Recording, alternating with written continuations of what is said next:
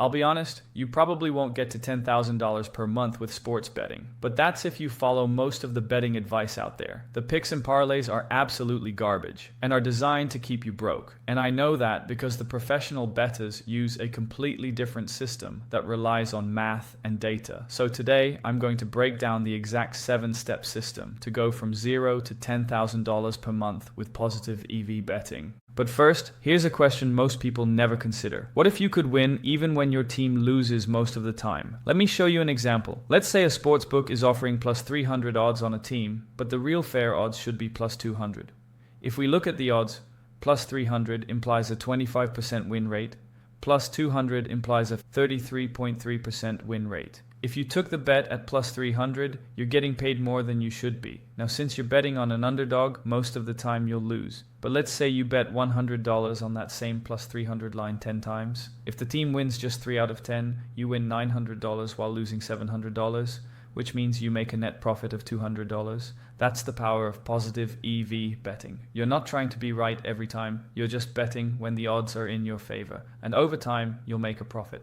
But how do you actually find these positive EV bets? Well, if you want the full breakdown, I'm giving away the exact system I used to make my first $1,000 with sports betting. It walks you through everything from bankroll setup to finding real positive EV bets. I'll drop the link in the description if you want to grab it. But let's talk about step 2, because this one's huge. Most people mess this part up, and it's exactly why they stay stuck in the maybe I'll win phase. It all comes down to the bankroll, the most misunderstood part of sports betting. Because think of betting like any real business. You wouldn't open a restaurant with only $100. So why would you expect to build a scalable betting operation without any money? My students always run into this same problem, so I did the math to find the ideal starting bankroll for beginners. So let's assume you can get a 5% edge per bet, and you only bet 1 to 2% of your total bankroll per game. Also, we're assuming you're using something like OddsJam, which costs $200 a month. So step 1 is to cover the cost of OddsJam. Now let's break this down into 3 tiers. At tier 1, we have the $1,000 bankroll. You're betting 2% per play, so that's $20 per bet. And at a 5% edge, that gives you a $1 profit per bet. With 200 bets in a month, you earn about $200, just enough to cover your tool costs. But I'll be real with you, I don't recommend this tier unless you're an absolute animal, because the return on time is terrible. You're better off getting a normal job, stacking some cash, and coming back with a real bankroll. Think of tier 1 as a training camp for leveling up your betting skills, which will help you later in tier 2, the $3,000 bankroll. At 2% per play, now you're betting $60 per game. With a 5% edge, that is $3 profit per bet. So at 67 bets a month, you're back to $200 profit, which makes you break even after paying for your monthly OddsJam subscription. But push to 167 bets and you're hitting $500 per month profit. This is where I recommend most beginners start. It's enough to make progress without grinding all day, and you're able to learn the process without risking too much money per bet. Which leads us to tier 3, the $5,000 bankroll. At 2% per play, now you're betting $100 per game. With a 5% edge, that is $5 profit per bet. So at just 40 bets a month, you cover the $200 tool cost. At 100 bets, you're at $500 per month. At 200 bets, you're now at $1,000 per month. For me, $5,000 is the ideal starting bankroll. This is where ROI versus time spent becomes unbeatable. You don't need crazy volume and you don't need to be glued to your screen. But if you don't have $5,000 to start, that's fine. Use the lower tiers to build skill, and once your bankroll grows, the same system scales effortlessly. Now, when you get to step 3, you need to be careful, because one mistake here can wipe you out completely. Let me tell you what happened to a buddy of mine. He started with $1,000, betting $100 a game because he felt confident. He won a few early, thought he was on fire, then lost 5 straight and panicked. By the end of the week, he was wiped out. The problem wasn't the picks, it was the bet size. He never gave himself room to survive. That's what risk of ruin is. It's the math behind how likely you are to go broke. And if you're betting too big, the odds are against you no matter how sharp you are. But here's the good news. You don't need to guess. I've done the math, tested it myself, and built a system that takes your risk of ruin down to nearly 0. Which takes us to step 4, where I've broken it all down into 7 simple rules. Follow these, and your risk of ruin drops to basically 0. Here's the quick version. Rule 1. Only take bets with at least 3% edge. 5% is even better. Below that, variance eats you alive. Rule 2. Never bet more than 1% of your bankroll per bet.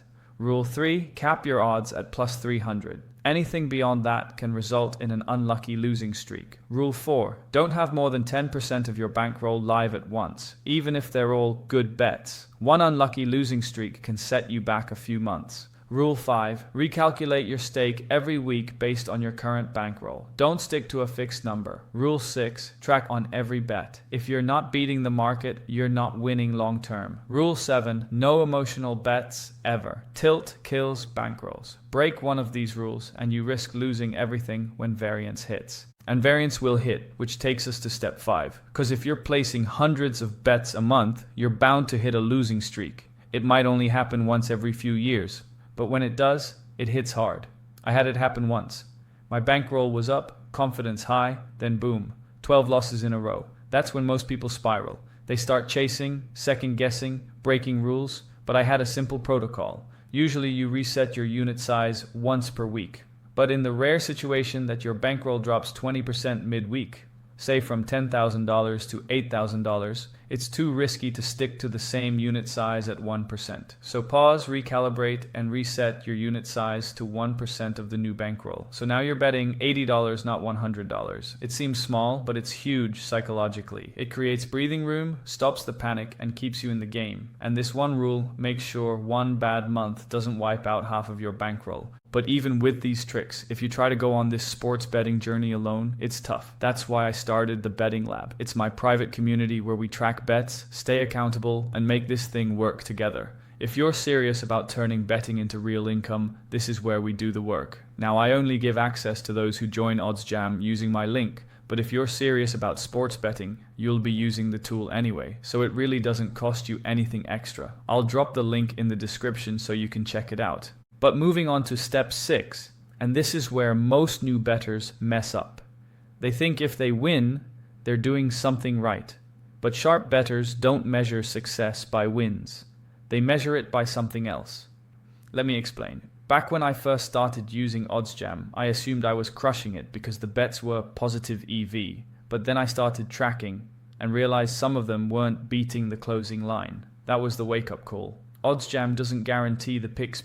There are things that can affect it, like if you're on an obscure game and sharp money moves the odds. Another example is if only 2 bookies are covering a market. This makes the positive EV look huge, but that's often just because there isn't much data or one book is way off. So what you should be doing is tracking the CLV yourself. You can use Google Sheets or even have OddsJam's auto-tracking feature track this for you. But the goal is to compare the odds you got with the market close. If 60 to 70% of your bets are beating the close, you're on the right track. But don't just track blindly. Look for patterns. You might notice that certain types of bets, like player props with high odds or bets on smaller leagues like Korean baseball or WNBA, consistently lose to the closing line. When that happens, you can tweak your filters and cut out the bets that lose you money. Which leads us to step 7. And this is the difference between casual betting and turning this into a long-term money printer. But it starts with understanding one simple concept. Let's take a look at Warren Buffett. He didn't get rich by swinging for the fences. He got rich by compounding small gains for decades. And the same principle applies here. You're stacking 3 to 5% edges, bet after bet, month after month. It doesn't feel exciting in the short term, but the results are ridiculous over time. Let's say you start with a $5,000 bankroll. You stick to 1% bet size, take 5 bets per day, and only take bets with at least 3% edge. Here's how the math plays out year by year. After a year, you've made $3,000, which doesn't seem like much, but if you could get a 60% ROI on an investment, you'd be hyped, right? But just like with investing, things start to compound, and after 6 years, you're finally able to hit the $10,000 per month milestone. And after 10 years, you're sitting at over $1 million.